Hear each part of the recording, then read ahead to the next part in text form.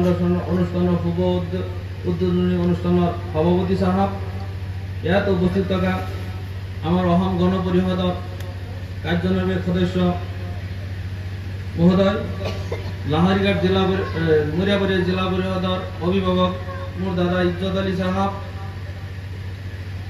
ইয়াত উপস্থিত থাকা কসারাবাড়ি গাঁৱৰে অভাৰপ্ৰাপ্ত শিক্ষক মহোদয়, মঞ্চত উপবিষ্ট কসাৰাবাড়ি গাঁৱৰে মণ্ডল কংগ্ৰেছৰ সম্পাদক মহোদয়, মঞ্চত উপবিষ্ট মুৰ্শদাৰ শিক্ষাগুৰু আফাজ আলী হুজুৰ সাহেব, আইনমন্ত্ৰীসকল, বলগুৰি প্ৰাথমিক স্বাস্থ্য কেন্দ্ৰৰ পৰা ইয়াত চিকিৎসা সেৱা আগবঢ়াবলৈ অহা ডক্টৰ বাইদেউ আৰু তেওঁৰ লগত অহা সহকৰ্মী বৃন্দসকল, বয়োজ্যেষ্ঠ মুৰব্বীসকল, যুৱক ভাই বন্ধুসকল, আজি দেখা গৈছে কছাৰগুৰি আমাৰ এটা পিছপৰা অঞ্চল। এই পিছপৰা অঞ্চলত কেইজনমান যুৱকে লগ লাগি কেবিআৰ জনকল্যাণ ফাউন্ডেশন নামেৰে এটা বেচৰকাৰী সংস্থা, নন গভৰ্ণমেণ্টেল অৰ্গেনাইজেশ্যন তেওঁলোকে কৰিব বিচাৰিছে। আমি যাক থুলমূলভাৱে NGO বুলি কওঁ। NGO কি এই বিষয়ে মই দুআষাৰ কথা ক'বলৈ ওলাইছোঁ। আমাৰ অৱশ্যে সবতে কিছুমান চৰকাৰী বিভাগীয় হস্পিটেল, পুলিচ প্ৰশাসন বা বিদ্যালয় বিভাগে হ'লেও কিছুমান কাম কৰে, কিন্তু তেওঁলোকৰ বাদেও আৰু কিছুমান কাম কৰিবলগীয়া ৰৈ যায়।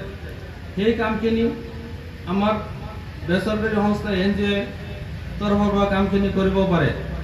উদাহৰণস্বৰূপে আমাৰ শিক্ষাৰ ক্ষেত্ৰত দেখা গ'লে গাঁও অঞ্চলত বেছি সংখ্যক অভিভাৱক দুখীয়া, তেওঁলোকে 14 বছৰ তলৰ ল'ৰা ছোৱালীক ইটা ভাটা বা গেৰেজ দোকান পোহাৰত কাম কৰিবলৈ দি দিয়ে পইচাৰ কাৰণে।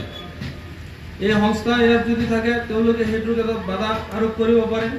আৰু যিসকল ব্যক্তিয়ে যিটো সময়ত ল'ৰা ছোৱালী স্কুলত যোৱাৰ সময়, সেই সময়ত যদি ল'ৰা ছোৱালীক তেওঁলোকে কিবা কামত নিয়োজিত কৰে, সংস্থা যদি আগবাঢ়ি যায়, তেওঁলোকে এই মালিক পক্ষক বিপদত পৰা দেখা যায়।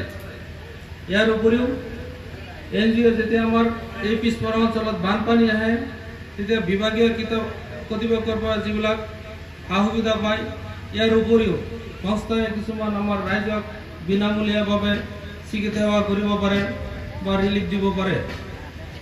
ইয়াৰ উপৰিও বেচৰকাৰী সংস্থাই NGO আমাৰ অনাথ আশ্ৰম খুলি যিবিলাক ল'ৰা ছোৱালীৰ মা দেউতা নাথাকে তেওঁলোকক শিক্ষা প্ৰদান কৰিব পাৰে, বিনামূলীয়াভাৱে শিক্ষা দিব পাৰে। ইয়াৰ উপৰিও NGOৰ দ্বাৰা কিছুমান বৃদ্ধ আশ্ৰম খুলি যিবিলাক পিতৃ মাতৃ বয়স্ক হয়, তেওঁ ল'ৰা ছোৱালী নাথাকে, তেতিয়া সেই মানুহবিলাক এটা বিপদত পৰা দেখা যায়। তেতিয়া এই সংস্থাবোৰে সেই অভিভাৱকসকলক তেওঁলোকে বৃদ্ধ আশ্ৰমত আনি তেওঁলোকে সেৱা শুশ্ৰূষা কৰিবলৈ সুবিধা কৰি দিয়ে। গতিকে আমাৰ এই পিছপৰা অঞ্চলত এনেকুৱা এটা কেইজনমান যুৱকে, উদ্যমী যুৱকে আগবাঢ়ি অহাৰ কাৰণে মোৰ তৰফৰ পৰা আন্তৰিক অভিনন্দন আৰু ধন্যবাদ জ্ঞাপন কৰিছোঁ। আৰু মই জনপ্ৰতিনিধি হিচাপে যিমানখিনি সম্ভৱ হয় তেওঁলোকৰ লগত সদায় থাকিম, আৰু যিমান কিবা কৰিব থাকিলে তেওঁলোকে আমাক জনাব, সেইখিনি আমাক পূৰণ কৰিবলৈ চেষ্টা কৰিম। সদৌ তেওঁলোকৰ উজ্জ্বল ভৱিষ্যত কামনা কৰি মই মোৰ চমু বক্তব্য সামৰি মাৰিছোঁ।